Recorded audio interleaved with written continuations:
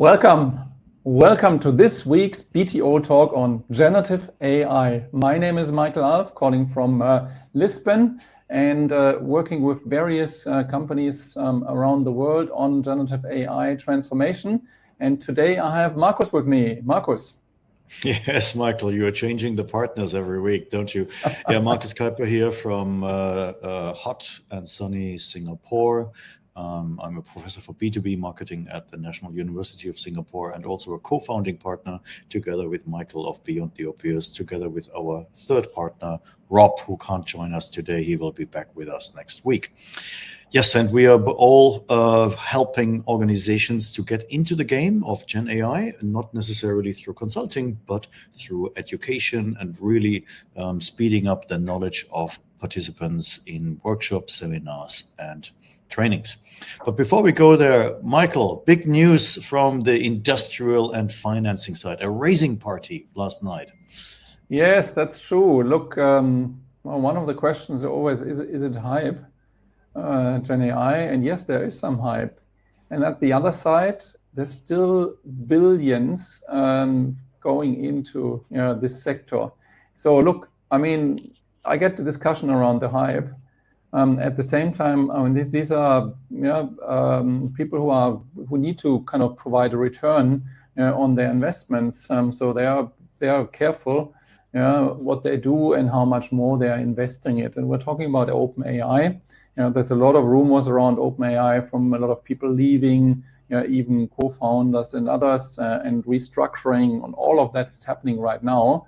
And at the same time, the latest raise of 6.6 billion, so that's a lot of money, which they got, which then leads to valuation of $157 billion. So this is a massive company now already, more than 100 billion, which is having roughly a doubling within 12 months. That indicates kind of the direction.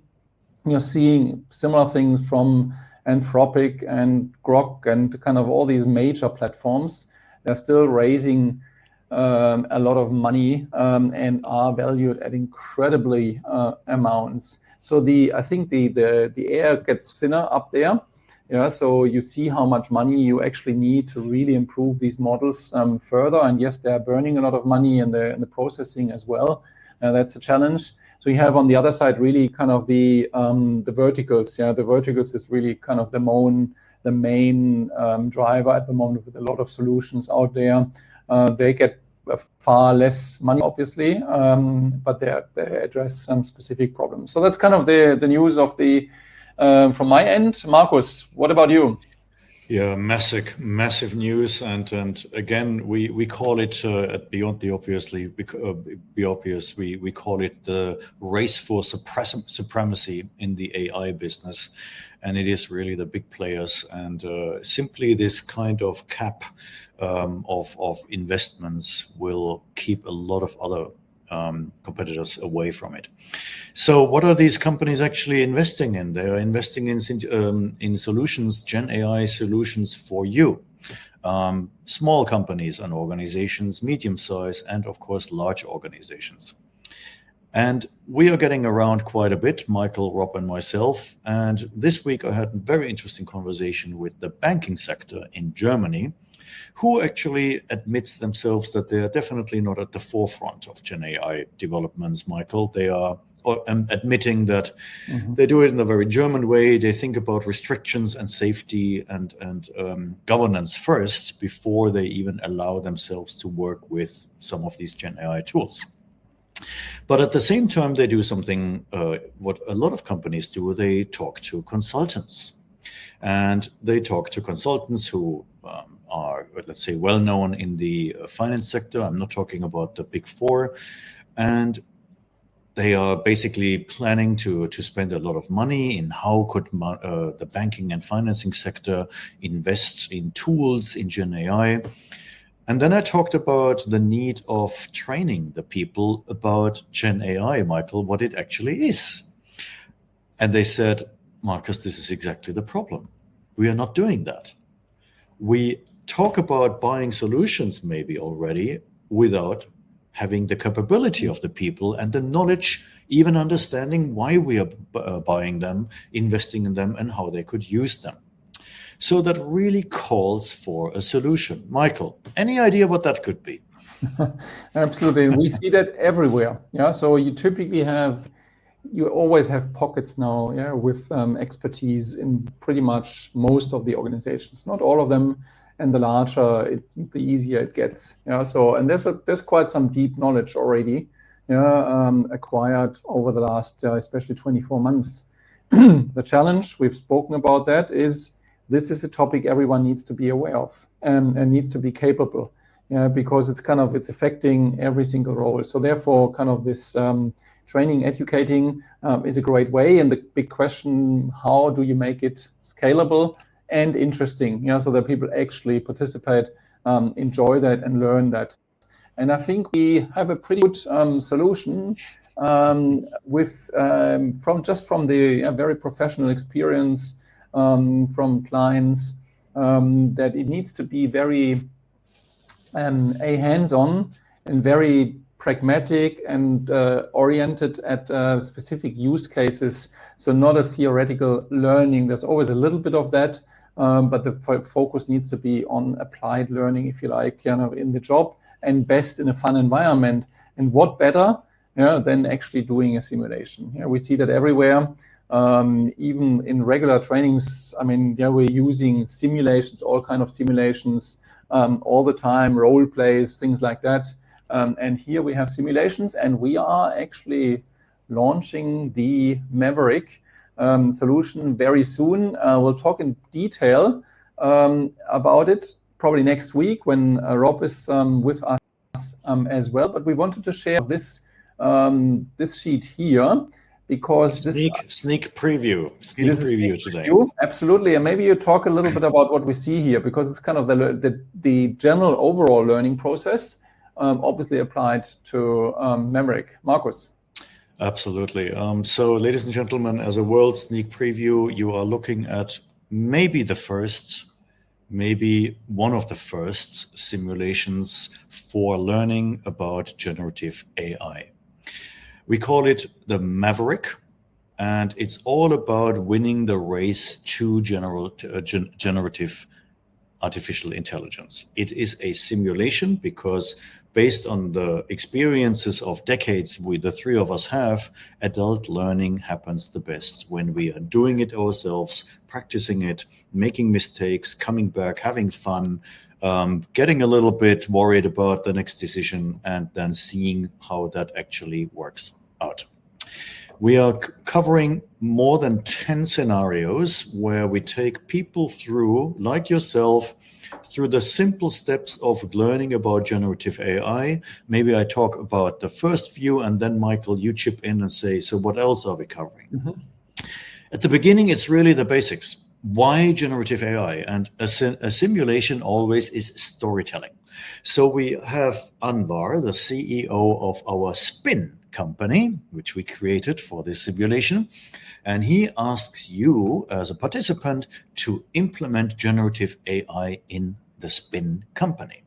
Now, you don't know much about it, and therefore we take you through this step by step. And the first one, Michael, is you need to understand what is generative AI. So you learn a little bit about that, but instead of learning and saying, and probably intellectually saying, yeah, I get that, that's okay, got it, now I take a note of that or a screenshot, you actually have to make decisions. How you inform and educate the people in your organization. And you have 3 scenarios, scenario A, B, and C. And we have certain critical success factors, KPIs, which we are measuring as well, impact on customer, impact on your digital transformation, and the value of effort. And each scenario, you and a team, it's a team play, make decisions. What happens then, Michael? Yeah, I think it's a great approach, because you work together as a team. And one of the big learnings which you get out of it is actually the interaction with your colleagues. Yeah. Yes. So because you know, the best way to learn something is actually to teach something. Yeah. So the moment you have to explain that to someone else, you really have to understand it, so you can find the right words to explain it like we do here. Yeah, and this is always like the best way to do it, of course, at the same time implementing, which means working with your team, for example, saying, well, this is what we want, so you have to explain it there as well. Yeah, so it's really this explaining. And when you want to explain your perspectives and views to your team members and discuss that, the foundation of the discussion is obviously exchanging perspectives and views and understanding where the gaps are and where the kind of the overlaps are. And this is kind of the foundation of the discussion, saying, okay, we have these three options. I believe option A is better. So why? Yeah, and then I believe option B is better. So why do you think that? And suddenly you get these insights and these nuggets. Saying, that makes sense. He comes from that angle. She kind of looks at that angle from there. So, and suddenly you broaden very quickly your horizon, and you recognize that there's not only one simple way forward and one solution usually. It's much more complex, and that helps you to kind of deepen your understanding. So this is kind of how it works, and then you basically pick the favorite option if you can. Obviously, you have to decide then as a team. Yes. What's the next? So then you decide as a team and you wait for the result, and you see, let's say, Michael, we chose option B because we agreed to that. And it turns out that the best option would have been A. Now you want to understand why A. We are still convinced it's B. And we explained that in the simulation in a very brief way, interactive. You will understand why A is a better way. However, B was not that bad, but it is not as impactful, effective as A. And C in that case would have been the weakest, but you recognize that anyway. Before you move on, we actually now explain to you the bigger surrounding content you need to know, why this, what you just discussed and made a decision on, is important for you understanding GenAI and rolling it out in the organization. And there's no better way than learning it from an organization which has done it, Michael, right? Absolutely. So we pick an organization which is actually, you can find it on the internet, and organization B has actually done that in the world. You now see that you are not alone in this world, and you move on to the next scenario. But before that, you see a graph. We call it the fever curve. And what can you see there? Look, you see the advancement, the progress you are making in terms of the different KPIs. And there's for the different simulations, there are different approaches. What we used, as Markus said before, we have 3 criteria. And they're all impacted. And sometimes they go in different directions, which shows the challenges of the decision. So you might actually have it might even go down, which in fever might be positive. In this case, it's upwards is kind of where we want to head, so that you collect these positive points. And this is the other gamification component. You have, let's say, 3 or 4 teams in the room. And at the end, you see who is the winner, who is the winner in each of these categories or KPIs, for example. And you can do a lot of things out of that, which I think increases the fun component and this competitiveness, which is always nice to have. The key is out of that, you get really this very intense learning, because you really deep dive into it and get kind of immersed there. It's so much fun. And an outcome, you get then the points and the competition, and then at the end, obviously, it's big cheering or being sad or whatever it is for each of the teams. So that's kind of how it works. And when we've seen that with other simulations, right? Absolutely. And so now you covered basically the basics of GenAI. Now you go into prompt engineering, and you understand the simulation. Through the simulation, you get taught through active listening, active engaging and discussion, how prompts work and what prompt would be the best one. And then in the next stages, we mentioned we have up to 10 and more scenarios. You eventually have to decide, how would you use that for marketing? How would you use that for human resources? Michael, what else do we have? Yeah, we have we try to cover quite a few functions in terms of operations, HR,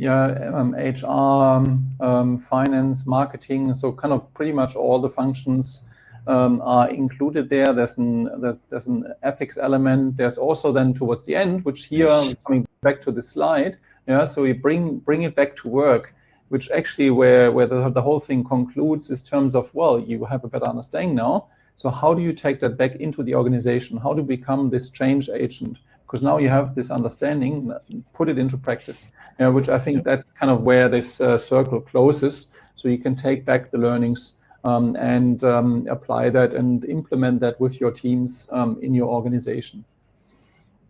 So here you have it. Obviously, we haven't shown you it now, but we want to do that next week and in the weeks after. The simulation will be available for you to receive it from us online or in other ways in a couple of weeks. It will be able to be taught virtually or face-to-face. You can play it in teams. That is the ideal way to do it, because we just talked about it, that you have more fun, etc. And you can roll it out really, really quickly.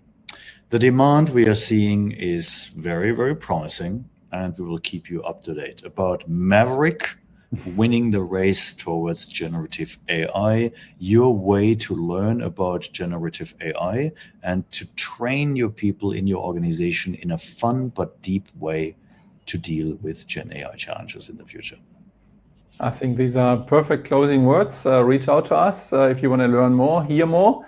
We will also have a webinar or several webinars, around our launch phase up to Christmas from now on, which will give you the opportunity to ask questions. So, for example, you might wonder, does it work in for example, the German language? Given that we are both Germans, said yes. Well, we explain how that can work. But we will not be the voiceover. Promise. And all other questions. So it's a wonderful, scalable approach to really get kind of your hands dirty in a positive, fun way. And we invite you to reach out to us, Markus, Rob, and myself, and get the journey going with us, so that you can benefit from that and your organization can benefit from that. So with that, we'll leave you. Wish you a wonderful remaining day and a great week, and see you next week again. Thank you. For our official launch. Bye-bye.